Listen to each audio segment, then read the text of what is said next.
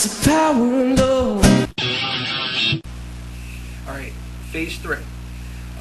When I got to phase 3, I was absolutely miserable, and I was a year in college at the time. And I cannot describe to you how difficult phase 2 was, where I was going to meetings, I was going out in service, I did unassigned territory, all well, I didn't believe it was the truth, and I was just tap dancing around every issue when I was up on stage and stuff. So I took a calculated risk because I realized that my parents didn't care that I was in the religion for the right reasons. They only cared that I was going to meetings, and basically it wasn't the reality of the situation they cared about, it was the perception of the situation that they cared about. They wanted my perception to be I was a perfect, loyal witness, and that they were raising this perfect, Jehovah's Witness child. So since I realized that the perception was more important to my parents than the reality of the situation, I decided I was going to take that away.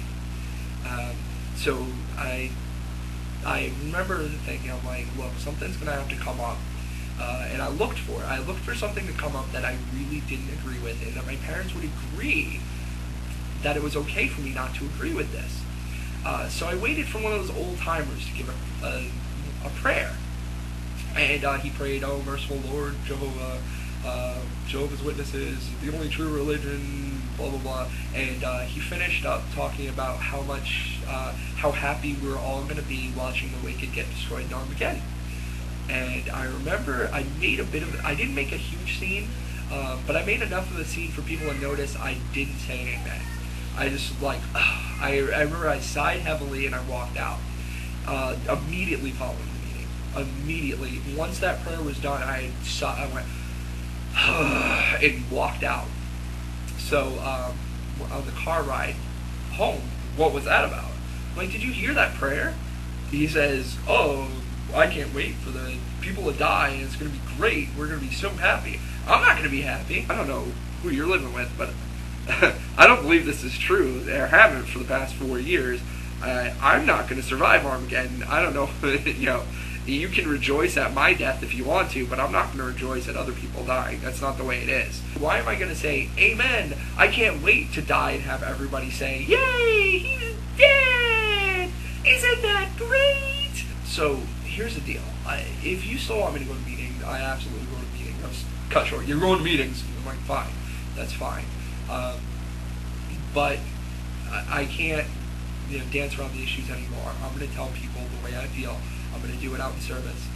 If you want me on the talk, I'm going to give a talk that you're not going to believe. I'm just going to tell them my beliefs. I'll say it nicely. I'll say it politely.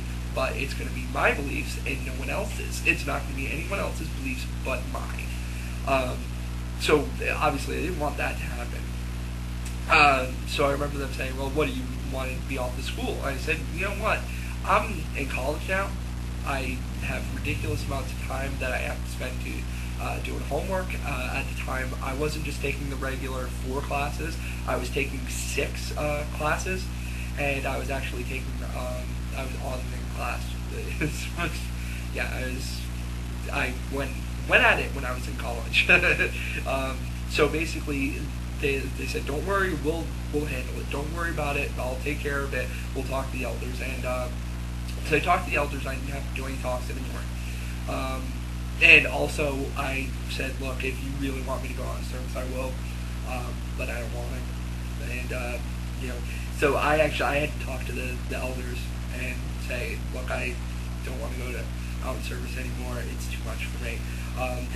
My parents specifically told me, "Don't tell them you don't believe it's the truth anymore." I'm like, I can't hide it. If they ask me out, I'm going to tell them. But they didn't ask me. They just said, "Oh, why aren't you going out in service anymore?" And I'm like, it's too much for me. I can't handle it. And I never got announced as inactive, which was kind of weird. I don't know why that happened. I didn't stop going out in service. They never announced me as inactive. So I don't know why that happened. And basically, one day, someone actually asked me, because I left the school, because I wasn't going out in service anymore, because I stopped answering at meetings. and they noticed I wasn't saying amen to prayers. So they asked me, they're like, "What's going on with you, Dan? You seem like something's wrong." And I just told them flat out, I'm like, "Look, I don't believe this is truth, and I haven't since I was in high school. I'm just doing this because my mom's forcing me." And you only have to tell one person that for the whole congregation to know. So actually, kind of off here. I was about 18 when that happened because I was in this phase for about a year. So once that word got out, basically no one talked to me anymore.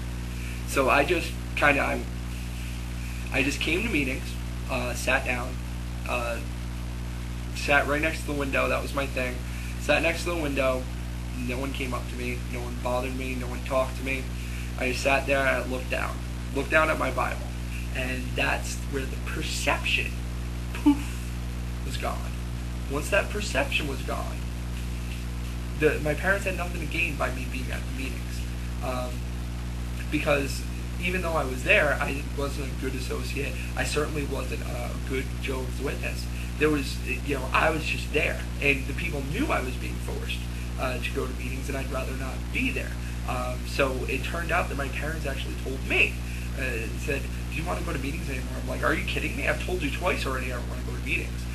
Like, it's ridiculous." And they're like, "Well, maybe you need some time away, and let's try this out for a couple weeks, see how it's going." Obviously, I was just there was like a giant weight. It was like, finally. And basically, the other part is, even when you leave, you need to abide by the rules in their house. I knew that I wasn't going to be having parties at their house when they were gone. I just stuck to my schoolwork. I did my work when I was at school. I didn't bring friends over that they didn't approve of.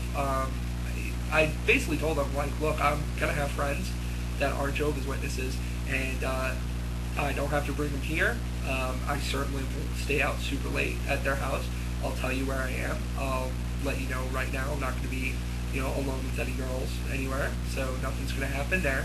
And, if you don't want me going over the house, that's fine. I can still hang out with them while I'm at school. They know I'm at school the majority of the day." So it turned out really well, where I ended up being able to leave the meetings. I didn't have to go anymore. And I remember that first meeting that I didn't have to go to was a Tuesday night. And my screen name for everything forever was Tuesday, because that was the most glorious day of my life. For those who don't believe anymore, this is your best option. This is how you come to your parents to tell them you no longer want to be a Jehovah's Witness, you no longer believe, and you don't want to go to meetings anymore. I never shared a crossword with my mom. I never yelled. I never screamed. We never had an argument. We never went to war over this issue at all. Not in the slightest. So really, if you want to live at home, if you don't want to rock the boat, if you don't want to go to meetings, then I would say this is your best option. And try it out. Let me know how it goes. And if you want to be free, be free. 'Cause there's a million things to be. You know that there are.